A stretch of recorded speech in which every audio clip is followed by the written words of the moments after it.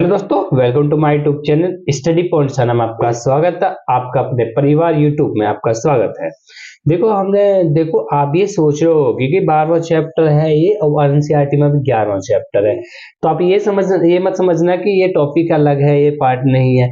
ये सब वही टॉपिक है, इन्हीं में से क्वेश्चन आते हैं। कोई भी कुछ भी चीज स्किप नहीं किया है मैंने ओल्ड एनसीईआरटी से ही सब कुछ लिया है। मतलब कि कोई भी ऐसा टॉपिक नहीं छोड़ा है जो पेपर में नहीं पूछा जाता हो, कभी ना कभी पूछा जाता है। तो आज हम पढ़ने वाले हैं विद्युत के बारे में। विद्युत यानी बिजली, जो ऊर्जा होती है जिससे हम बल्ब जलाते हैं, उसके बारे में हम पढ़ने वाले हैं। तो उसमें जो पहला टॉपिक है वो क्या है? आवेश। आवेश क्या होते हैं? आवेश आवेश परमाणु का एक मूल कण होता है। आवेश, जो आवेश है वो परमाणु का क्या होता है? एक मूल कण होता है। यह धनात्मक भी हो सकता है और ऋणात्मक भी हो सकता है, ठीक है। और समान आवेश एक दूसरे को प्रतिकर्षित करते हैं। प्रतिकर्षित का मतलब है विपरीत, अलग अलग होते हैं। समान आवेश वाले अलग अलग एक दूसरे से अलग अलग की ओर जाते हैं। और असमान आवेश जो है एक दूसरे को क्या करते हैं? आकर्षित करते हैं। एक असमान आवेश होगा तो क्या होगा कि एक धनात्मक ऋणात्मक होगा तो एक दूसरे को क्या करेंगे? आकर्षित करेंगे, ठीक है। आवेश का ऐसा ही मात्रक क्या होता है? कूलाम होता है, जिसे हम सी से डिनोट करते हैं, राइट। एक कूलाम आवेश बराबर क्या होता है? 6 गुणा 10 की पावर 18 इलेक्ट्रॉन पर उपस्थित आवेश, ठीक है। और एक इलेक्ट्रॉन पर आवेश क्या होता है? 1.6 10 की पावर माइनस 19 टी, यानी कि ऋणात्मक आवेश, ठीक है। ऋणात्मक आवेश ये एग्जाम में हर बार पूछा जाता है, बहुत इंपॉर्टेंट क्वेश्चन है, विकल्प में जरूर पूछा जाता है, ठीक है। और इसका सूत्र क्या होता है? Q बराबर एन ई। क्यू बराबर एन यू। क्यू का मतलब है कुल आवेश। क्यू का मतलब क्या है? कुल आवेश। एन का मतलब है इलेक्ट्रॉनों की संख्या, ठीक है। और ई का मतलब है एक इलेक्ट्रॉन पर आवेश। ये इंपॉर्टेंट है, ये फॉर्मूला वेरी वेरी इंपॉर्टेंट है। इससे क्वेश्चन बनते हैं, क्वेश्चन पूछे जाते हैं। याद रखना Q बराबर एन ई। और जहां Q बराबर कुल आवेश, एन इलेक्ट्रॉन संख्या और ई एक इलेक्ट्रॉन पर आवेश। नेक्स्ट पढ़ते हैं विद्युत धारा। विद्युत धारा को आई से डिनोट करते हैं, आई, कैपिटल आई। आवेश के प्रवाहित होने की दर को विद्युत धारा कहते हैं। जो आवेश होते हैं उनके प्रवाहित हो जाते हैं, उन्हें होने की दर को क्या कहते हैं? विद्युत धारा कहते हैं। विद्युत धारा का मतलब क्या होता है? आवेश बटे समय। आवेश को किससे डिनोट करते हैं? हम Q से डिनोट करते हैं और समय को T से। और I क्या है हमारे पास? विद्युत धारा। और धारा का जो SI मात्रक होता है वो क्या होता है? एम्पियर होता है, जिसे हम कैपिटल A से भी डिनोट करते हैं। धारा का SI मात्रक एम्पियर होता है, विकल्प में बहुत बार पूछा गया है। और I बराबर Q बटे T। देखो इस वाले फॉर्मूला को मैं एक बार बता दूं, ये I बराबर Q बटे T है, राइट। I बराबर Q बटे T है। तो यहां से हमें कितने फॉर्मूले प्राप्त होंगे? देखो फॉर्मूले प्राप्त होंगे। और Q बराबर क्या हो जाएगा? IT। ये भी एग्जाम में पूछा जाता है। एक Q बराबर हमारे हमने पढ़ा Q बराबर N होता है, तो Q बराबर क्या होता है? NE। सेकंड Q बराबर क्या होता है? NE, ये T है। और क्या हो जाएगा? IT। ये फॉर्मूला भी यूज करके हम क्वेश्चन बनाते हैं, ठीक है। तो दोनों फॉर्मूला को बहुत बेहतरीन तरह से याद रखना। तो अब हमने पहले एक एम्पियर बराबर मतलब इसका जो मात्रक निकालेंगे कैसे? एक गुलाम 1 सेकेंड। तो एक मिली एम्पियर बराबर कितना होगा? 10 की घात माइनस के 3 एम्पियर, ठीक है। 10 की पावर माइनस के 3 एम्पियर। एक माइक्रो एम्पियर में 10 की घात माइनस के 6 एम्पियर। नेक्स्ट पढ़ते हैं विद्युत धारा को किससे मापा जाता है? विद्युत धारा को एमीटर से मापा जाता है। इसका प्रतीक क्या? देखो प्लस माइनस से बीच में ए का मतलब एमीटर, ठीक है। इधर माइनस। एमीटर का प्रतिरोध कम होता है, हमेशा श्रेणी क्रम में जुड़ता है। विद्युत धारा की दिशा इलेक्ट्रॉन के प्रवाहित होने की दिशा के विपरीत मानी जाती है, क्योंकि जिस समय विद्युत धारा की परिघटना का सर्वप्रथम परीक्षण किया था, इलेक्ट्रॉनों के बारे में कोई जानकारी नहीं थी, अतः विद्युत धारा को धनावेशों का प्रभाव माना गया। विभवांतर, विभवांतर की परिभाषा पूछ लेता है। एकांक आवेश को एक बिंदु से दूसरे बिंदु तक लाने में क्या गया कार्य क्या होता है? विभवांतर होता है। एकांक आवेश को एक बिंदु से दूसरे बिंदु से, जैसे बिंदु यहाँ बिंदु से दूसरे बिंदु तक लाने में क्या गया कार्य, डब्ल्यू क्या गया कार्य क्या होता है? विभवांतर होता है। यानी कि विभवांतर का मतलब V इजिकल टू डब्ल्यू बटे थीटा। इसका ऐसा ही मात्रक क्या होता है? वोल्ट होता है। विभवांतर का ऐसा ही मात्रक क्या होता है? वोल्ट होता है। 1 वोल्ट, 1 वोल्ट की परिभाषा क्या है? जब एक कूलाम आवेश को लाने के लिए 1 जूल का कार्य होता है, तो विभवांतर 1 वोल्ट होता है, यानी कि 1 वोल्ट इज इक्वल टू हमारे पास क्या हो जाएगा 1 जूल प्रति कूलम। यू समझ डब्ल्यू बटे क्यू है, थीटा नहीं, क्यू क्यू, ठीक है, क्यू है। वोल्टमीटर, वोल्टमीटर क्या होता है, विभवांतर को मापने की, विभवांतर जो होता है, जो वी अभी हमने पढ़ा है, उसकी मापने की युक्ति, इसका प्रतिरोध ज्यादा होता है तथा हमेशा पार्श्व क्रम में जुड़ता है, नहीं समांतर क्रम में जुड़ता है। वोल्टमीटर का प्रतीक क्या होता है, वी होता है। जैसे धारा का अभी एमीटर का पढ़ा था, क्या होता है, ए होता है। सेल क्या होता है, यह एक सरल युक्ति है जो विभवांतर को बनाए रखती है।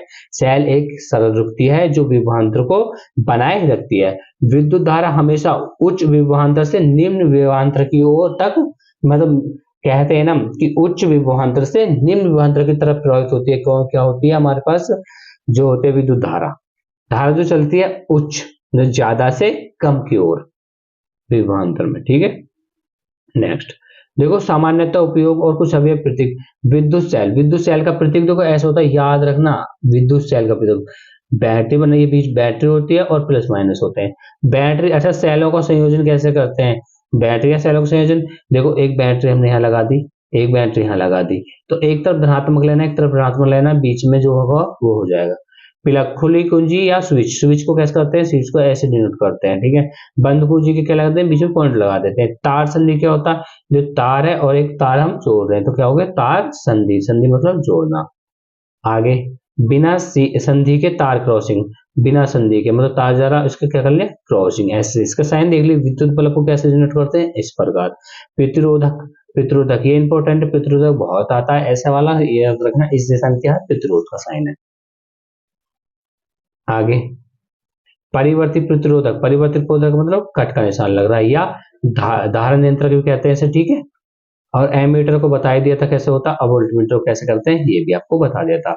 अब आते हैं प्रतिरोध। प्रतिरोध की परिभाषा क्या है, प्रतिरोध यह चालक का वह गुण है, प्रतिरोध क्या है, चालक का वह गुण है जिसके कारण वह प्रभावित होने वाली धारा का विरोध करती है। जो धारा बह रही है उसका विरोध करती है, वह चालक का क्या है, प्रतिरोध है। चालक का क्या है, गुण है, ठीक है, उसमें क्या होता है, प्रतिरोध होता है।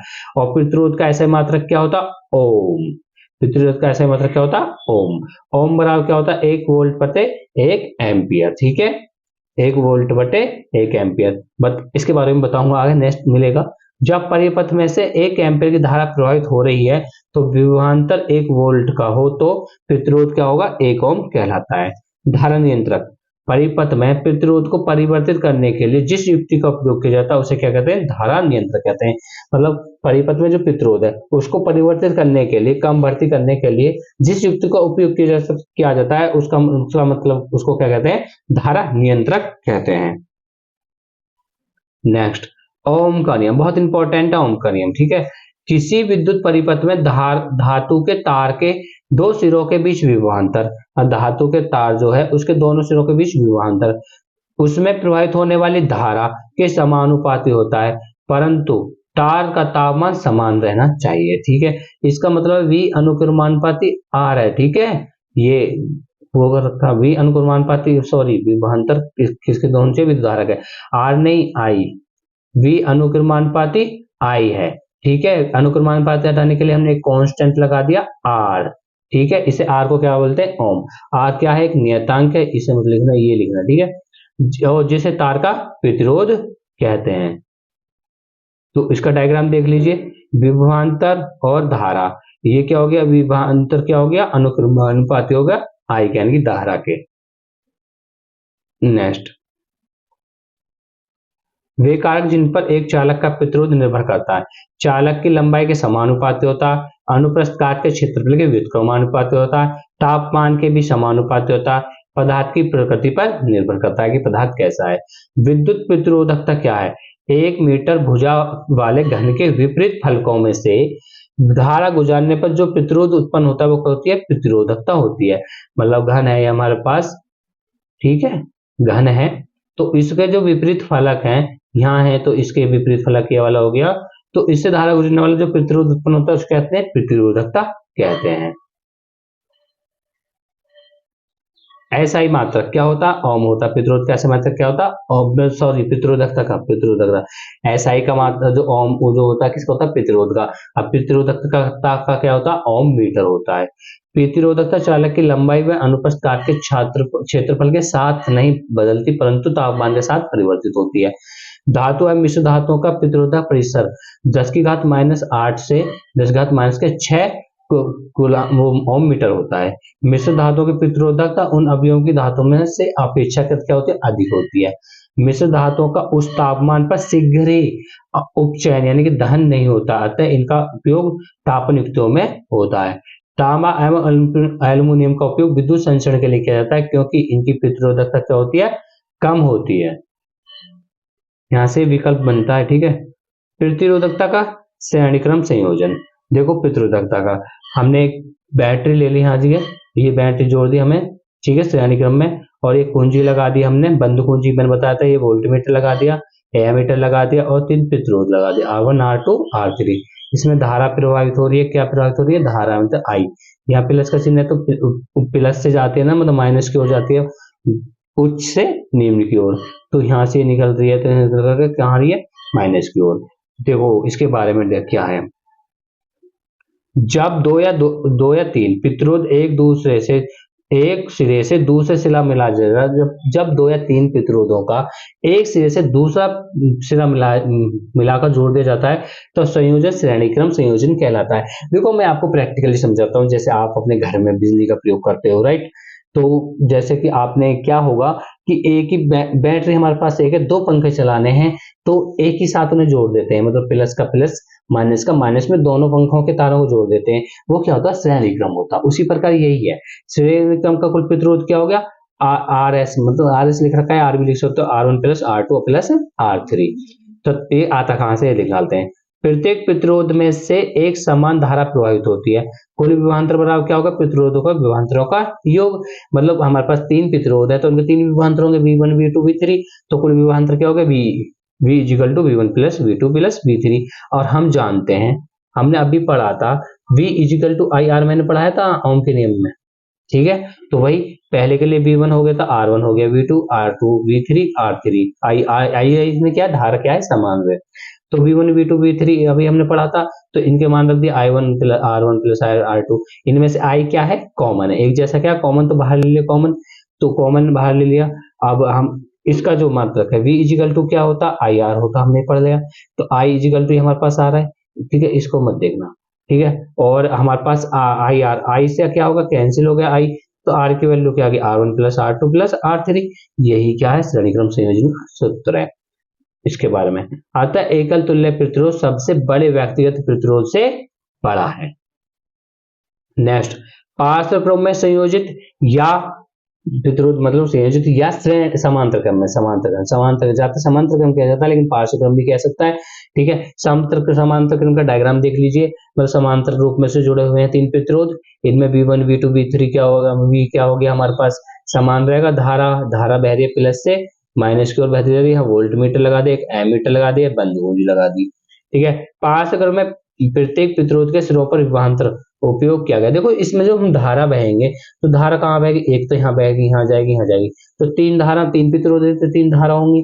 कहने का मतलब यही है कि हमारे पास श्रेणी क्रम में क्या होता है? श्रेणी क्रम में धारा एक समान रूप से प्रभावित होती है, लेकिन इसमें जो समांतर क्रम में होता है, इसमें धारा वितरित हो जाती है। जितने प्रतिरोध होंगे उतने तरफ वितरित हो जाती है। लेकिन वोल्ट क्या होता है? इसमें वोल्ट में जो विभवांतर क्या होता है? समान रहता है, ठीक है, क्योंकि एक दूसरे तारों को नहीं जोड़ा गया था श्रेणी क्रम की तरह।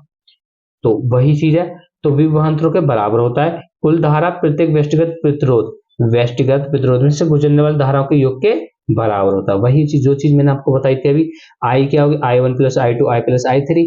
अभी हमने V equal to I R पढ़ा था। अब हमें आई की वैल्यू लेनी है, आई की वैल्यू लेते आई इजिकल टू क्या हो जाएगा? V बटे आर। तो V बटे आर आ गया। तो पहले प्रतिरोध पहले रख लिया R1, दूसरे के लिए R2, तीसरे के लिए R3। अब सभी में देखो इस चीज को मैंने यहाँ लिख के बता दिया, कोई दिक्कत नहीं है। और V1 plus V2 plus 3 is equal to क्या होता है? ये होता है। अब देखो इसमें से देखो आप, इसके टॉपिक से मत जाइए, मैं अलग से कराता हूँ, ठीक है, थोड़ा सा डिफरेंट कराते हैं। ये हमारे पास फॉर्मूला आ गया, इनमें से v क्या है, सभी में कॉमन है, तो क्या होगा 1/r1, 1/r इजिकल टू क्या होगा, v कॉमन हो गया, अभी क्या बचा 1/r1, 1/r2 और प्लस के 1/r3। ठीक है, तो v से v क्या क्या होगा, कैंसिल हो गया, तो 1/r बराबर क्या आ गया, 1/r1 डाट कर लेना इसे, 1/r2 प्लस के 1/r3, ये डायरेक्ट ही आ जाएगा। ये तो बीच में इनका मान दे रखे हैं, इन्हें सब में कुछ मत करना, ये सब चीज को स्किप कर देना, ठीक है, स्किप, डाट भी कॉमन लेके फॉर्मूला आ जाएगा।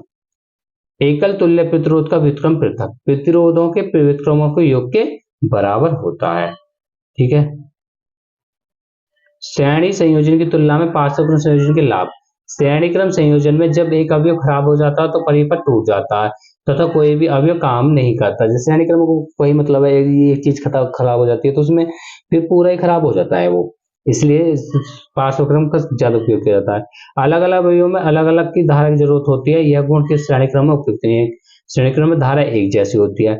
पार्श्व क्रम संयोजन में प्रतिरोध क्या होता है, कम होता है, मतलब समांतर क्रम में क्या होता है, संयोजन क्या होता है, प्रतिरोध कम होता है।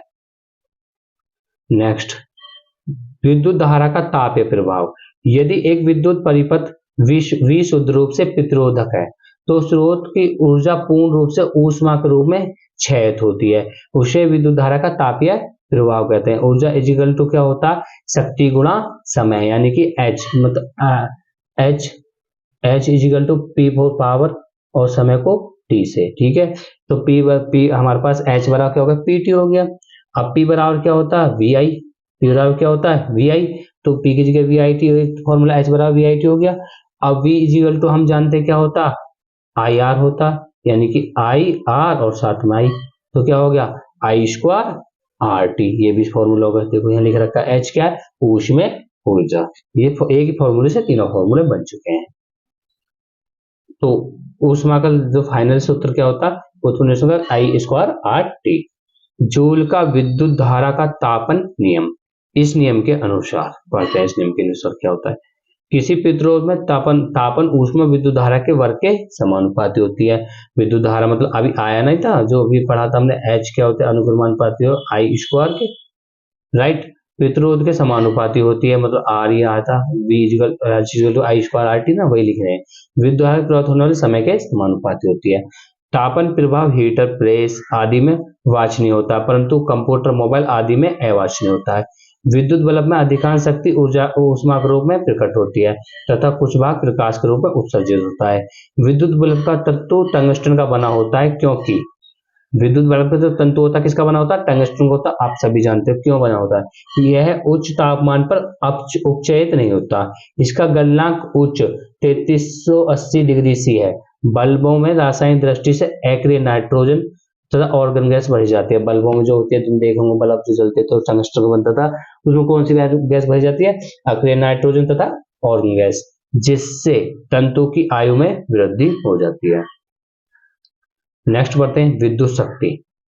विद्युत शक्ति पावर, ऊर्जा के उपभोक्त होने की दर को क्या कहते हैं, शक्ति कहते हैं। ऊर्जा के उपभोक्त होने की दर क्या कहते हैं, शक्ति कहते हैं। इसे किसे डिनोट करते हैं, पी से को डिनोट करते हैं। पी इजिकल टू क्या होता है, वी आई होता है। अब वी इजिकल टू अभी पढ़ा था क्या होता है, आई आर होता है। तो हमारे पास क्या है, पी इजिकल टू क्या हो गया, आई आर और आई, तो फॉर्मूला क्या हो गया, आई की एक घात क्या हो गया, P is equal to I² R, और यह हमारे पास V² अपॉन R। इसका ऐसा मात्रक क्या होता है, वाट होता है। ठीक है, एक वाल्ट और एक वोल्ट किसके बराबर होता है, एक एम्पियर के। ठीक है, इससे कोई दिक्कत आवश्यकता नहीं है, इस लाइन कोई आवश्यकता नहीं है लिखने की। ठीक है, ये इंपॉर्टेंट है। ऊर्जा का व्यवहारिक मात्रक क्या होता है, किलोवाट घंटा। किलोवाट घंटा, 1 किलोवाट घंटा में कितने जूल होते हैं, बहुत इंपॉर्टेंट है, वेरी वेरी इंपॉर्टेंट है ये। 3.6 गुणा 10 की पावर 6 जूल, इसको याद रखना। 1 किलोवाट घंटा किसका मात्रक है, विद्युत ऊर्जा की क्या है, एक यूनिट। नेक्स्ट देखते हैं, देखो आपका चैप्टर समाप्त हो चुका है। Thanks for watching. अगर वीडियो पसंद आई हो तो लाइक करें, मतलब अच्छी लगी हो तो एक मतलब 2 बार देख लोगे, आप सारी डेफिनेशन याद हो जाएंगे बहुत अच्छे बेहतरीन तरीके से। ज्यादा बड़ा कुछ नहीं है, बहुत ही आसान आसान लैंग्वेज में है। और इसके न्यूमेरिकल्स हम लाइव करने वाले, आपको बताया था मैं, सभी पहले फिजिक्स के सभी चैप्टर कर दूं, दो चैप्टर बचे हैं उन्हें कर देता हूँ। अब ये मैं सोच रहा हूँ कि 12वां चैप्टर करा रहा हूँ, तो ये 11वां चैप्टर हमारी किताब में टॉपिक वही है, चैप्टर वही है, क्वेश्चन भी वही है। आप बस इस पे ध्यान देना कि हमारे पास कोई भी टॉपिक न छूट जाए जो एग्जाम में आता हो। ठीक है, इसी बेस पे मैं सारा बना रहा हूँ, डोंट वेरी। आप सब कुछ मिलेगा आपको। यदि आप चैनल पर नए हो तो चैनल को जरूर सब्सक्राइब करें और दोस्तों के साथ जरूर शेयर करें और इन्हें बताएं कि इस पे सभी सभी क्लासेस स्टार्ट है साइंस की, और ये क्रम वाइज मिल रही है हमें। ठीक है, आपसे मिलते हैं अब नेक्स्ट वीडियो में। तब तक के लिए जय हिंद, जय भारत।